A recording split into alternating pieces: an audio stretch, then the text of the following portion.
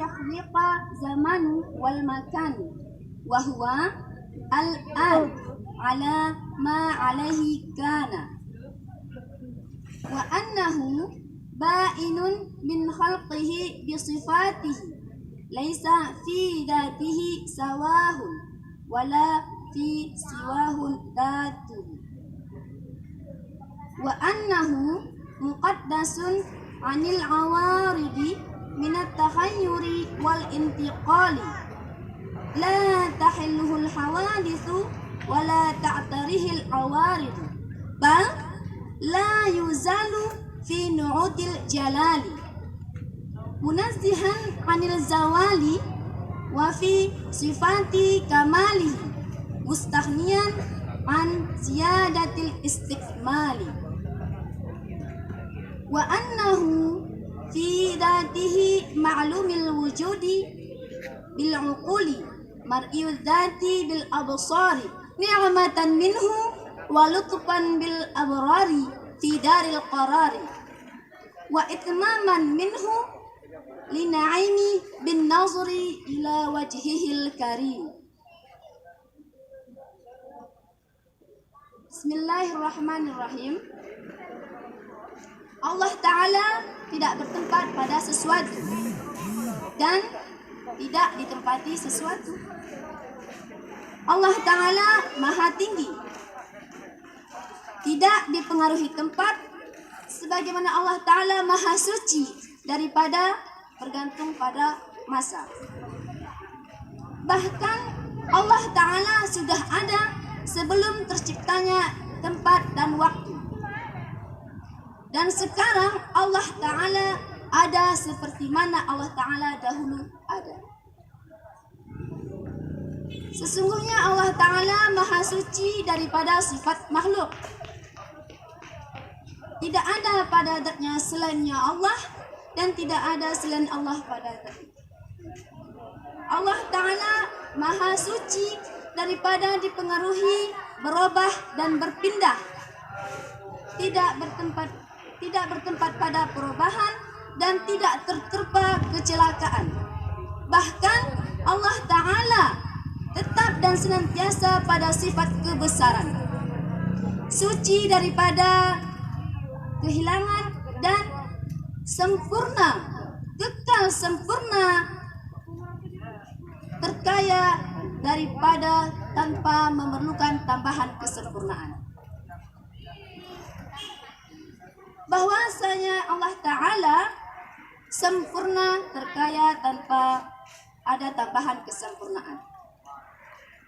Diketahui bahwa Ta'ala maklum wujud dan melihat zatnya Allah dengan mata hati, suatu kenikmatan darinya Allah dan kasih sayangnya Allah kepada orang-orang yang berbuat baik untuk negeri abadi. Dan kesempurnaan daripadanya Allah bagi kenikmatan untuk dapat melihat wajahnya Allah yang mulia. Ma'asyiral muslimin wal muslimat, rasa ta'zim kita kepada masyaikh yang mulia Mursyid Al-Amin Abu Hamid Imam Al-Ghazali. Maha suci Allah yang telah menganugerahkan hidayah kepada Imam Al-Ghazali sehingga Imam Al-Ghazali dapat memahamkan kita tentang i'tiqad. Karena kita belum bisa menjadi penerus generasi Rabbaniyah sebelum sahihul aqidah. La ilaha illallah, tiada Tuhan selain Allah. Allah, siapakah adanya Allah? Imam Al-Ghazali menjelaskan kepada kita tentang i'tiqad, keyakinan kita kepada Allah. Allah ialah Tuhan yang dekat kepada hambanya, lebih dekat daripada urat leher kita, lebih dekat daripada nyawa kita. Sebagaimana ayat di atas, penjelasan ini tentang ayat di atas. Ayat di atas, wa nahnu aqrabu ilaihi min hablil warid. Allah Ta'ala dekat kepada hambanya lebih dekat daripada urat lehernya. Dekat, maksud dekat di sini bukan dekat dengan tempat. Oh, Allah Ta'ala dekat daripada kita, daripada nyawa, bukan. Maksudnya nyawa kita letaknya di sini, bukan. Tetapi Allah Ta'ala tidak bertempat dan tidak ditempati sesuatu. Allah Ta'ala maha tinggi. Allah Ta'ala maha tinggi, bukan tinggi kerajaannya tinggi ataupun martabatnya seperti mahliganya tinggi, bukan. Tetapi tinggi Allah Ta'ala di hati kita, di keyakinan kita, di iktikad kita, meyakinkan bahwa Allah Ta'ala maha tinggi dan maha tinggi, maha tinggi. Suci Allah daripada tempat, daripada zaman. Kenapa? Karena memang Allah Ta'ala yang menciptakan zaman dan tempat. Bahkan sebelum terciptanya zaman dan tempat, Allah Ta'ala sudah ada. Dan sekarang pun Allah Ta'ala tetap ada. Bukan maksudnya, oh dahulu Allah tidak ada, sekarang ada. Bukan. Dengan maksud Allah Ta'ala ada, bagaimana Allah dahulu hingga sekarang ada, tidak berubah. Kenapa? Karena Allah tidak menyerupai perbuatan makhluk. Perbuatan makhluk apa? Makhluk berubah. Yaitu makhluk takhayur, intiqal, hawadis dan awarid. Itu makhluk berubah, berpindah, baharu dan mempunyai kecelakaan. Maksud kecelakaan di sini ialah penyakit seperti lalai. Penyakit kecelakaan itu penyakit makhluk, bukan penyakit Allah. Allah Ta'ala tidak mempunyai penyakit, maksudnya tidak mempunyai kecelakaan. Akan tetapi Allah Ta'ala senantiasa bersifat kebesaran. Allah Ta'ala senantiasa bersifat kebesaran, suci daripada kelalaian, kehilangan. Allah Ta'ala tidak bersifat sedemikian, tapi makhluk bersifat sedemikian. Dan sifatnya Allah Ta'ala itu sempurna, kekal sempurna Allah tanpa perlu tambahan. Oh, kita beribadah karena banyak ibadah kita, Allah Ta'ala bertambah sempurna, bukan. Maksud kita kesempurnaan Allah Ta'ala berkurang, tidak. Akan tetapi banyak pun ibadah kita, banyak pun maksud kita tidak menambahi dan tidak mengurangi kesempurnaan Allah. Rasa ta'zim kita lagi kepada, tak lupa yang kita ucapkan kepada Imam Al-Ghazali yang telah memahamkan kita tentang ma'rifah. Karena maklum di sini ialah jangan daripada ma'rifah. Ma'rifah kita tentang meyakini, hati kita meyakini Allah Ta'ala itu ada. Dan melihat Allah Ta'ala dengan mata batin yang suci, itu pasti. Kenapa pasti? Karena itu suatu nikmat dari Allah. Sebagaimana Allah mengatakan dalam surah Al-Waqi'ah ayat 85, wa nahnu aqrabu ilaihi minkum walakinna la tubsirun. Walakinna yang tertera di situ dengan makna kebanyakan, bukan keseluruhan. Berarti kebanyakan umat hamba Allah yang telah dianugerahi kesucian hatinya dan kesahihan akalnya, maka dia dapat melihat Allah dengan mata hati. Kasih sayang Allah kepada hambanya untuk yang berbuat baik untuk negeri abadi. Untuk negeri abadi sebagaimana penyempurnaan Allah sebagai nikmat untuk melihat wajah Allah yang mulia. Pemahamannya di sini sebagaimana ayat suci Al-Qur'an dalam surah Al-Fajr, ya ayatuhan nafsul mutmainnah irji'i ila rabbiki radiyatan mardiyah wadkhuli fi ibadi wadkhuli jannati. Jiwa yang tenang, hati yang suci, maksudnya maka kita dianugerahi Allah kenikmatan terbesar, yaitu menjadi penghuni surga, mendapat keredaan Allah, melihat wajahnya Allah dengan ridhanya. Baik, terima kasih.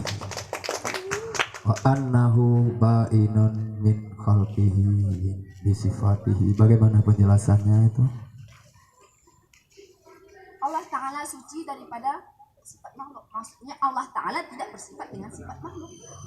Jadi annahu ba'inun min khalqihi bi sifatihi itu suci daripada sifat makhluk. Dari mana kita memahami kalimat itu menjadi penjelasan bahwa Imam Ghazali sedang menjelaskan Allah suci dari sifat makhluk. Dari kalimatnya di situ, dari mana kita pahami penjelasan seperti itu kira-kira?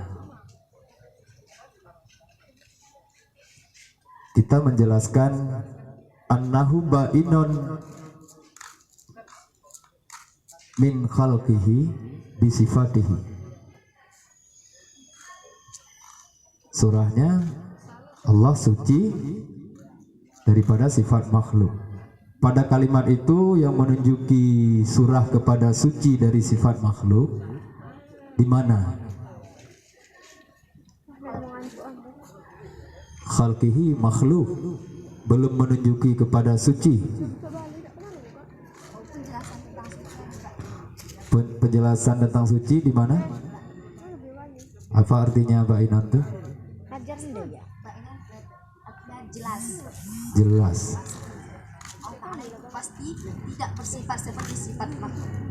Jadi Allah, bahwa sungguhnya Allah Ta'ala itu yang jelas daripada makhluknya, ya, dengan sifatnya. Berarti maksud jelas di situ suci. Maksud jelas di situ Allah Ta'ala suci, tidak bersifat dengan sifat makhluk. Berarti maksud bain yang terjemahannya jelas itu kan kalau kita terjemahkan bahwa sungguhnya Allah itu yang jelas daripada makhluknya, ya kan? Yang nyata, yang jelas. Berarti maksud jelas itu suci, begitu kira-kira.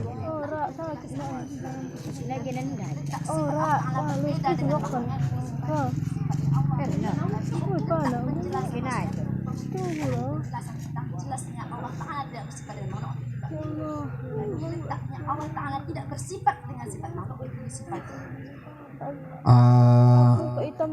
Ba'inon jelas artinya kan Allah itu yang jelas daripada makhluknya. Berarti penjelasan jelas di situ yang suci. Bagaimana kita mengambil dari terjemahan jelas kepada maksud kita suci? Bagaimana caranya itu? Terjemahannya ba'inon kalau kita lihat jelas, ya kan? Bagaimana kita menjelaskan ke orang bahwa di situ bukan jelas yang dimaksudkan Imam Ghazali tapi suci? Dari kalimat-kalimat di situ bagaimana caranya? Atau memang kita nggak bisa membalikkan penjelasan yang lain? Itu kira-kira. Kita tidak bisa membalikkan yang lain karena memang Allah Ta'ala itu suci. Jadi karena Allah Ta'ala suci, kita hanya perlu bain untuk menjelaskan bahwa Allah Ta'ala itu suci. Berarti ba'inon itu yang terjemahannya jelas, yang jelas kan begitu kan? Tapi maksudnya begitu di situ bukan jelas tapi yakin. Baik, kemudian yakin ya. Yang penting kita harus yakin dengan segala keyakinan, kan? Ya. Selanjutnya, ya satu lagi Ustaz ya. Langsung kita lanjutkan mana tadi? Laisa fi zatihi. Bagaimana barisnya ke depan? Sambung terus dia. Laisa fi zatihi siwahu. Coba diirabkan kira-kira.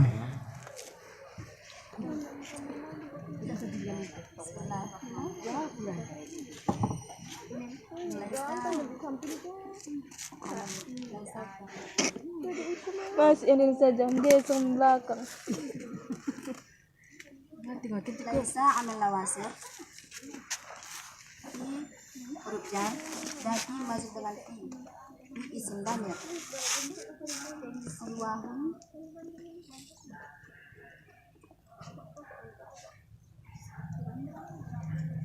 Siwahun jatuh.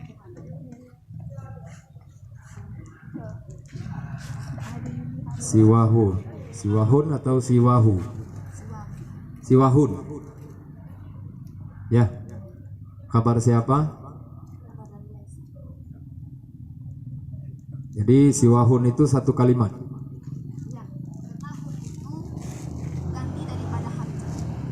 Hun itu ganti daripada hamzah. Baik. Tadi disebutkan tentang nafsu mutmainnah, di mana perbedaan antara nafsul mutmainnah ammarah bisu' dan nafsul lawwamah. Nafsu mutmainnah jiwa yang tenang, amarah itu amarah itu jiwa yang marah. Kalau amarah lawwamah kalau orang yang sudah halus dengan kemarahan. Juga tadi disebutkan tentang bahwa Allah tidak butuh kepada tempat. Jadi kalau Allah tidak butuh kepada tempat, bagaimana kita menafsirkan ayat Ar-Rahmanu 'ala 'arsy istawa? Dalam sebelumnya kalau maksudnya sudah dijelaskan wa annahu mustawin 'alal 'arsy 'al wajhi. Allah Ta'ala bersemayam di atas aras. Maksud bersemayam di atas aras dalam halaman sebelumnya dijelaskan iradahnya Allah, bukan zatnya Allah, tapi iradahnya Allah yang berada di atas aras, bukan arsy itu di atas langit, bukan, tapi di bawah dijelaskan lagi fauqal arsy, di atas aras dan di atas atasnya. Kalau sudah fauqa maka ada lagi di atas atasnya, dan maka sudah paling atas, berarti letak iradah Allah sudah di paling atas, bukan zatnya Allah. Oke, terima kasih.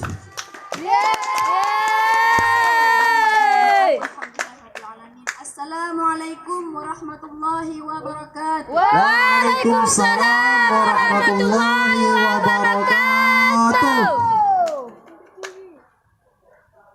Fighting. Titin. Hadirin Bapak Ibu yang terhormat, para peserta lomba yang kami banggakan. Peserta selanjutnya dengan nomor undian 008,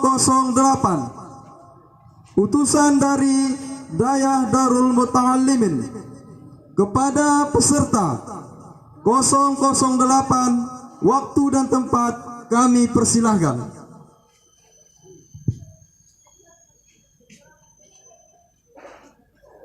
Enggak ada.